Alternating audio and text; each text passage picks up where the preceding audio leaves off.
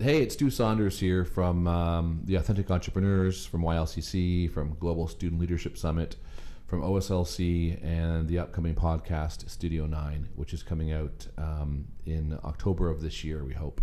It's a series of podcasts I filmed over the last year, many of them at the Global Student Leadership Summit. I'm releasing this podcast today with a heavy heart. Recently, we all lost someone who was just I don't want to make it sound silly, but it's true, a stupendous human being. Sean Stephenson, if you're watching on YouTube, is the person on the screen to my left. But he recently passed away suddenly, unexpectedly. And when it happened, I really was moved to do something, to say something. And there was many lovely pictures put out there and warm condolences. But I was lucky enough to get to know Sean and hang out with him a few times. I first met Sean in Zurich about 2.5 years ago at an event that we were both at. And I actually had reached out to Sean before that about him being involved in some of our youth programs. It never really worked out.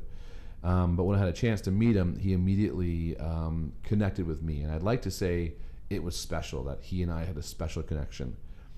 But the thing about Sean was he had a special connection with everybody. He was a caring, kind, loving person. And often in my speeches that I do, when I do corporate programs and I do educational programs, I have a thing at the end of my program which I talk about the most important things. And one of them I talk about is don't be a victim. And I got that from Sean, not because Sean told me that, but because the way Sean led his life. When Sean was born, and if you listen to the podcast following this, he'll tell you all about it, but he had a tough life and he had every reason to hate life. He had every reason to be angry at the cards that he was dealt. But instead of that, Sean embraced every second of life because every second was precious. And I remember when I met him in Zurich and I turned to him and I said, I'm going to get you to come to the Global Student Leadership Summit in London, Ontario and speak to a couple thousand kids. His first response was, where's London, Ontario? And I'm so glad it worked out. I'm so glad that I had the ability. And Sean had the kindness about him to make it work too, to bring him and let those students see him, hear him, and learn from him. So on behalf of all of us at YLCC, the Global Student Leadership Summit, and every speaker who's heard you speak, every person who's heard you speak, listened to your lessons, heard your story,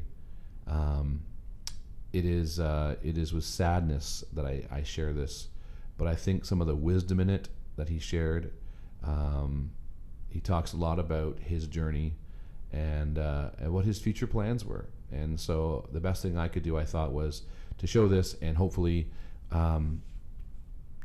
he could carry on a little bit longer in this podcast. And I'm sure there's lots of podcasts out there that Sean shared, but this one was special. I apologize for my amateur interviewing skills. I did not know what I was doing back then, but I think his words are clear and his answers are inspiring and honest. It's a wide-ranging conversation. He's a funny man, and he was a special human being. So on behalf of all of us, again, to Mindy and to everyone who ever knew Sean, we were all blessed to know you, and you made our lives better. May you rest in peace, and may you please all enjoy this podcast with Dr. Sean Stephenson.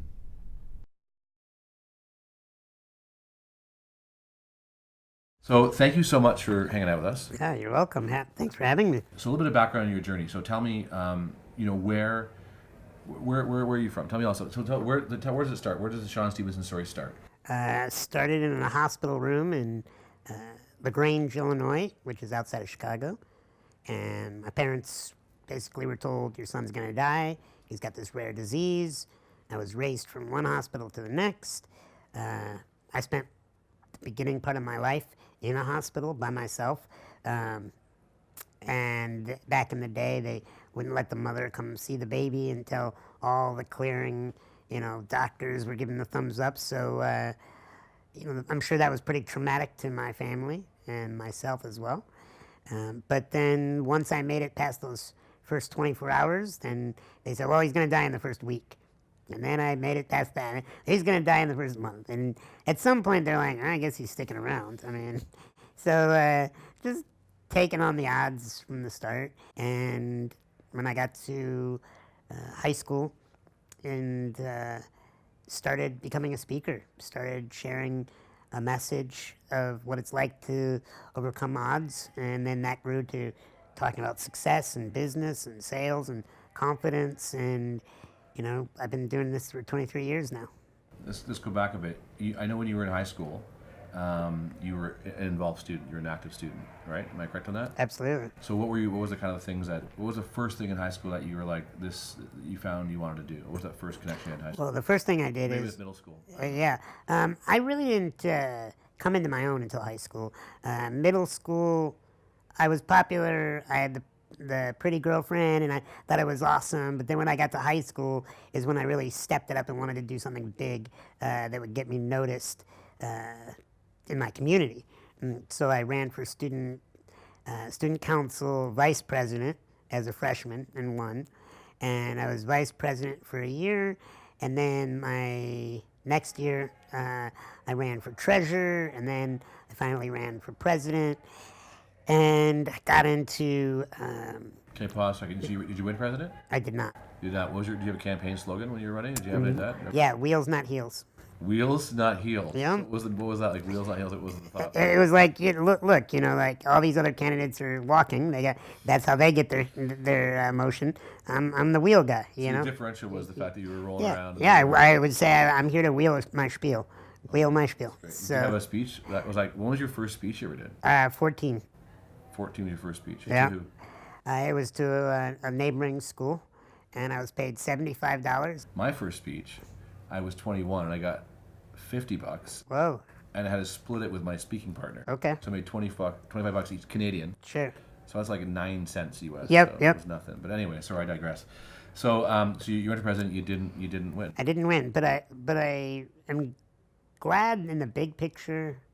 No, I'm not. I'm not glad. It still bugs me. Really? Yeah, I think so. Just because it meant so much to me. But the motivational part of me, who sees the big picture of life, knows that everything had to unfold the way it did. Because then I went on to run for something called Boys State in the U.S. by American Legion, and I won governor out of 1,000 kids. And then that. What's that? What grade? I would have been a 11th grade. So then, because I lost student council president, I went on to go win governor of this other organization that then led me to meeting the president of the United States, and led me to working at the White House and all the other parts of my story. So it had to happen, but it's still, looking back on it, that version of me would have much rather have won. Because I had spent, most kids, they want to get into athletics or the music or this, that, and the other. I was politics all the way. I wanted to be the student body president, because student body president got to speak at, because he's the valedictorian, it's the best in the class, and the student body president could address graduation. Well, I knew I wasn't going to be the valedictorian, because that wasn't my my goal or my abilities, really. But I knew I could have my shot at president. Didn't get it, but I was also very involved in our, we had a television station on campus. So I was a director of, we had a soap opera that I ran. Actual soap opera? An actual soap opera. It was a monthly thing. Yep, so because it would take a month to gather all the footage. Living Through High School. LTHS was also the acronym for our school, Lyons Township High School. And it was really fun. I was director, producer. I wrote the script. I got 22 actors from the campus to play along with it. Filmed it, edited it all myself. And I was actually going to go on to do television production in university, but it turned out that I went the political route instead. Wow, that's a lot of work, because back then, there's no iMovie. You're not doing that. No. This was VCR, tape to tape, reel to reel. Holy smokes! So you're done high school. Yep. You go where next? I go on to DePaul University in Chicago. I was accepted to Columbia and was going to go into film, but then at the last minute I veered and went the political route because I got to meet the president, and I thought maybe I could be the president of the United States. This is what I'm going to do. You really, at this point, you're still thinking. Oh yeah, oh yeah. Well, if truth be told, there's still, now that I'm 38, I'm 3 years into doing this thing potentially, because you only have to be 35. Yeah. So there are days where I see our U.S. presidential candidates, and I think I would have a better impact on this Why not planet. me? Yeah, exactly. And I wouldn't rule out some type of office at some point in my life if the opportunity came about. Now that's interesting because politics is obviously, I mean, I think everyone who gets in politics thinks they're going to make a difference. I really think that when Barack Obama got elected, he was like, I'm going to make a difference. I'm going to change everything. And then he gets there, and he's like, this is not what I wanted it to be. Well, one could make the argument that he did make a difference. I'm not saying he did. Yeah. I'm saying like it's not what he thought. He's not what he thought. Like, But that's all positions in life, There's times in being a speaker that it's not what you think. Everybody thinks that being a professional speaker is what you just saw on stage with me. Mm-hmm. That's not. What professional speaker is all the marketing and sales and emails and going to events. Like I went all the way to Switzerland. I waved my fee to do that in Switzerland, and I met you there. Yeah. And most people don't know that, like, you sometimes have to go to the other side of the planet, do some things for free to then get a paid gig, So it's an investment. Yeah. So you're at DePaul. You graduate. Yep. What's next? You graduated with what? What was your degree? In political science. Political science. Yep. And so I was a poli-sci major, had enough electives to also have another major of psychology.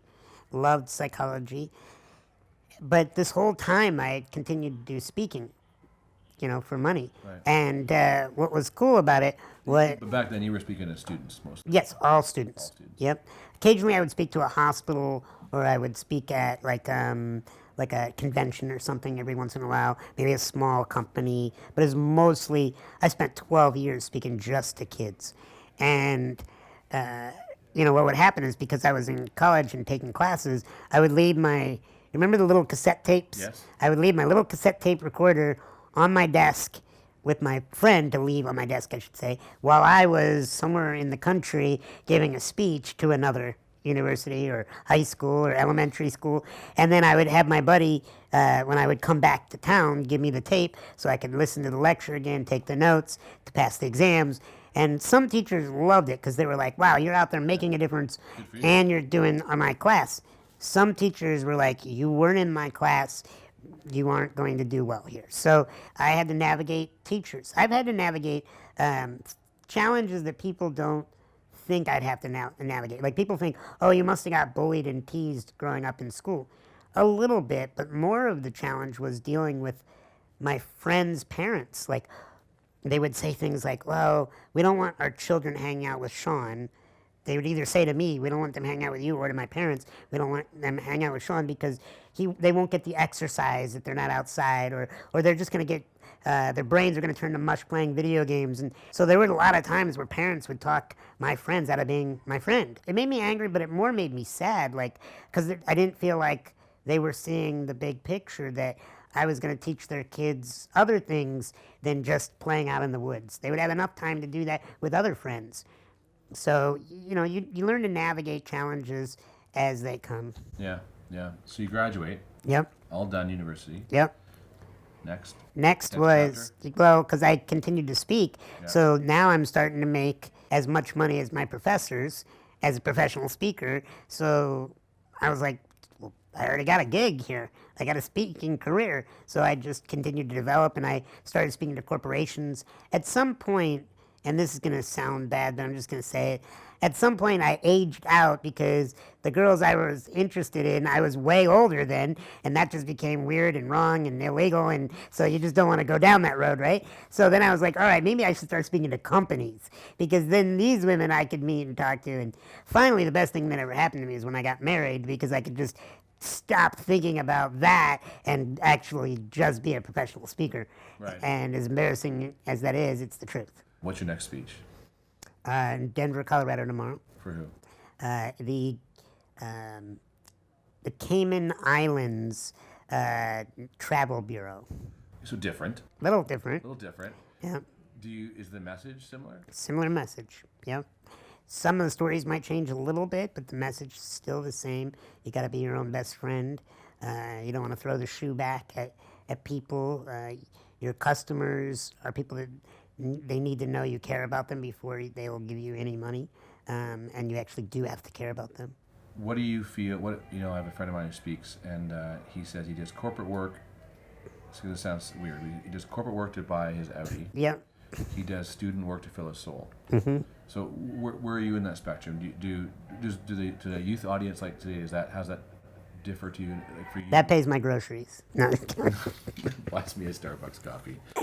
So what's the difference? Well, every audience brings a different feeling to me. Like when you were playing the introductory video at the start of the event, I was tearing up and I was thinking, I don't speak very often to the youth because my schedule is so busy with adult talks now, that it's good to every once in a while come back here, and it was a little bit of a hike to fly to Toronto and then drive at 10 o'clock at night, 2 hours.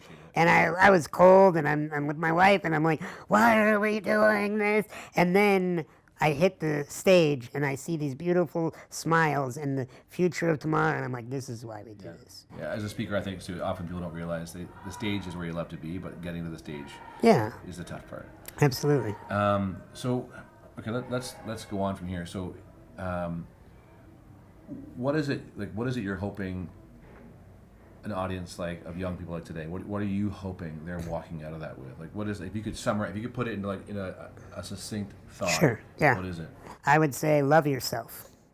That, as cheesy as that sounds, it's challenging to go after your dreams. It's challenging at times to be told, no, that's not going to happen for you. When I wrote my first published book, we were turned down by over 24 publishers over the course 3 times over a course of 3 years. When I came out with a television show, we flew back and forth between New York and LA, and I heard things like, Sean, nobody can relate to a little man in a wheelchair.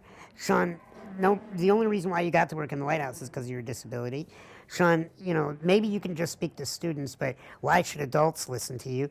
And we got that book finally published. We got that TV show finally on the air, just from my sheer vision of saying, you don't see what I see. And that's why when I show up into an audience like today, my goal is to let these powerful young men and women to learn that your vision has to be so clear that no one else might be able to see it. But if you see it, that's what matters. I know that you did the movie, The 3 Foot Giant. That was a TV show. TV show. Oh, sorry. TV show. I meant that. Sorry. And that was a lot of work for you to get that done. Mm-hmm. I mean, I know the story a little bit background because you told us. But it's a crazy story. But you connected more with something else. Yeah. So.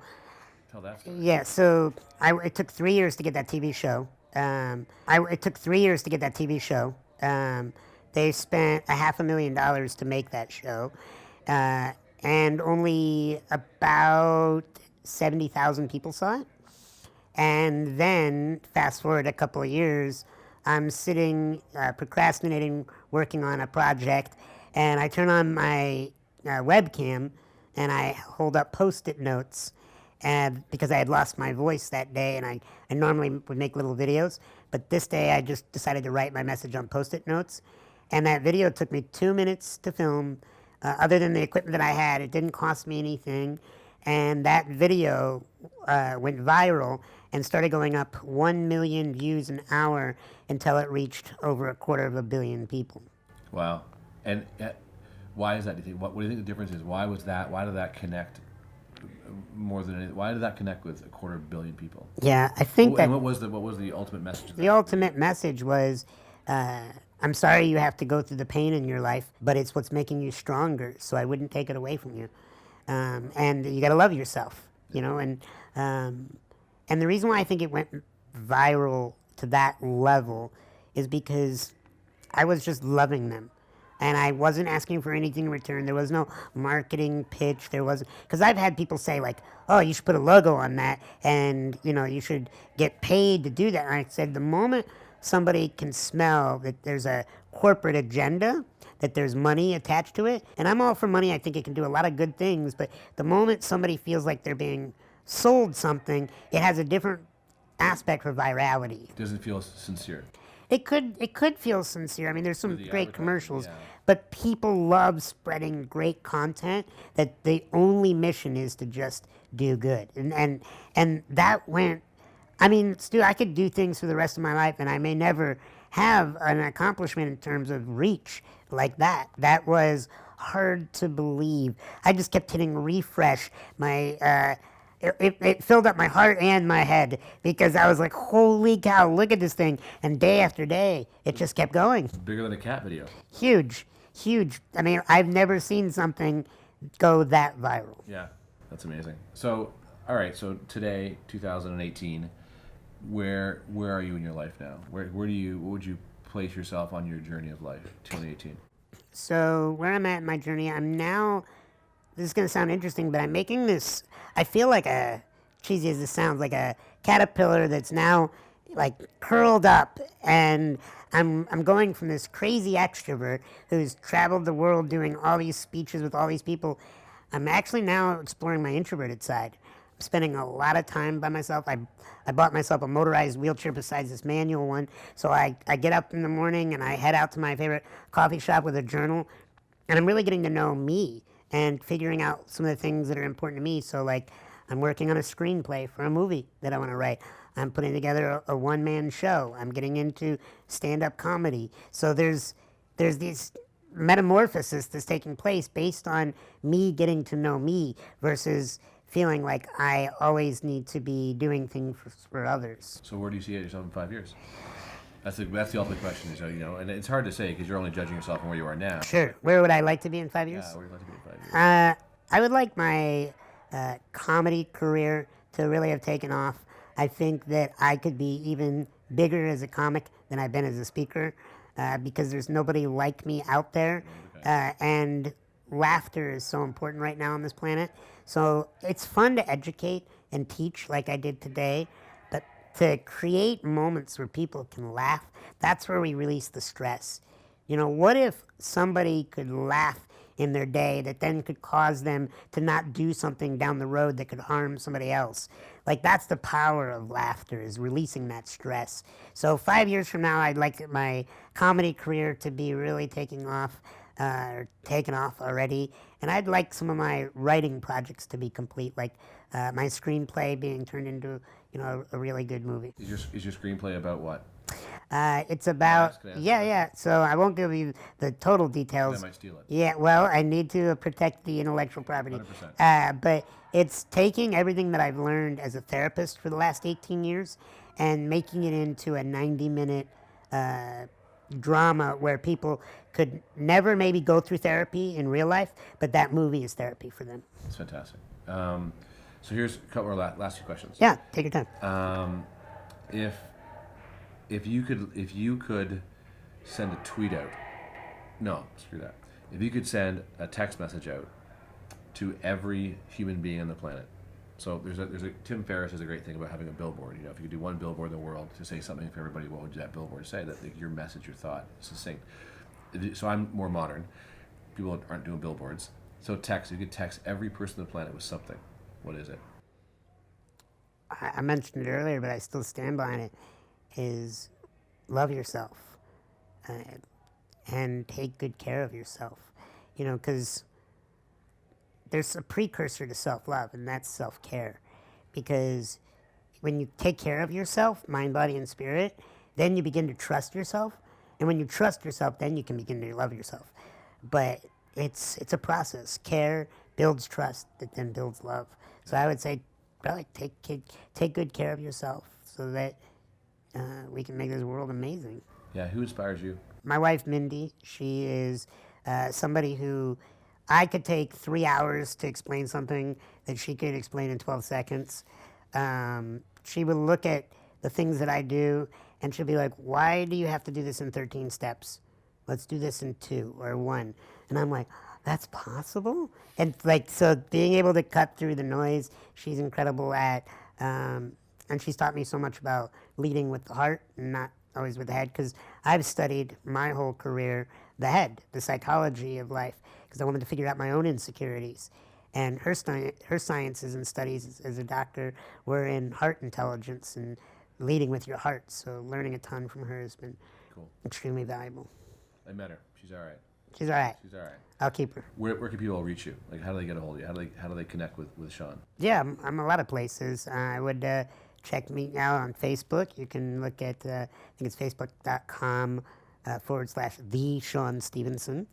Another thing is you can check out my podcast, which we'll link all this. In the yeah. show So notes. my podcast, you can go to a website theSeanStevensonShow.com. And what do you do in your podcast? I help people find their message and their voice.